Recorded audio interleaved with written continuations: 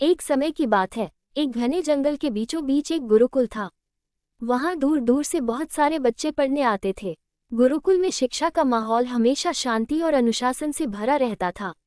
लेकिन समय के साथ बच्चों के बीच छोटी छोटी बातों पर झगड़े होने लगे।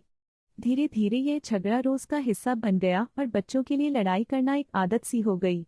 गुरुजी इस स्थिति से बेहद परेशान हो गए। उन्होंने सोचा कि बच्चों को इस आदत से बाहर निकालने का कोई तरीका निकालना होगा। एक दिन उन्होंने सभी शिष्यों को बुलाया और उनसे कहा, आज से हम एक खेल खेलेंगे। मैं तुम्हें दो समूहों में बांटता हूँ। एक समूह को जंगल में जाना है और वहां से सबसे खूबसूरत फूल लेकर आना है, और दूसरे समूह को जंगल से सबसे खतरनाक कांटा लेकर आना है। जो भी सबसे अच्छा करेगा उसे पुरस्कार मिलेगा। दोनों समूह उत्साहित होकर जंगल की ओर चल पड़े। पहले समूह के बच्चे पूरे जंगल में घूमते रहे, हर पेड़ हर पौधे को ध्यान से देखते रहे और सबसे सुंदर फूल की खोज में लगे रहे।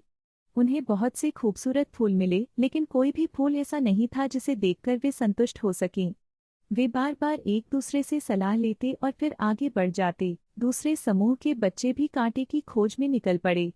जंगल में उन्हें बहुत से कांटे मिले, कुछ छोटे, कुछ बड़े और कुछ बेहद खतरनाक। वे सबसे खतरनाक कांटा ढूंढने में जुट गए। शाम होते ही दोनों समूह गुरुकुल लौट आए। पहले समूह के पास कुछ छोटे मोटे फूल थे, लेकिन वे सबसे सुंदर फूल नहीं ढूंढ पाए थे। वहीं दूसरे समूह ने कई तरह के कांटे इकट्ठे कर लिए थे। गुरुजी ने दोनों समूहों को देखा और फिर बोले, तुम सभी ने बहुत मेहनत की, लेकिन क्या तुमने यह सोचा कि असली सुंदरता और असली खतरा कहाँ होता है?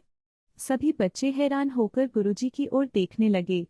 गुरुजी ने समझाया, जंगल में सबसे सुंदर फूल ढूंढने के चक्कर में तुमने ये नहीं देखा कि जो फूल तुम्हारे पास था वह भी अनमोल था। और कांटे की तलाश में तुमने यह नहीं सोचा कि खुद के भीतर का क्रोध और द्वेष ही सबसे बड़ा कांटा है।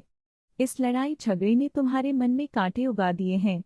असली सुंदरता एकता और प्रेम में है, और असली खतरा हमारे अंदर की नकारात्मकता में। बच्चों को अपनी गलती का एहसास हुआ और उन्होंने वादा किया कि अब वे आपस में लड़ाई नहीं करेंगे और प्रेम और सहानुभूति के साथ रहेंगे। तब से गुरुकुल में फिर से शांति और सौहार्द का वातावरण बन गया। इस प्रकार गुरुजी ने एक सरल खेल के माध्यम से बच्चों को जीवन का एक बड़ा सबक सिखा दिया।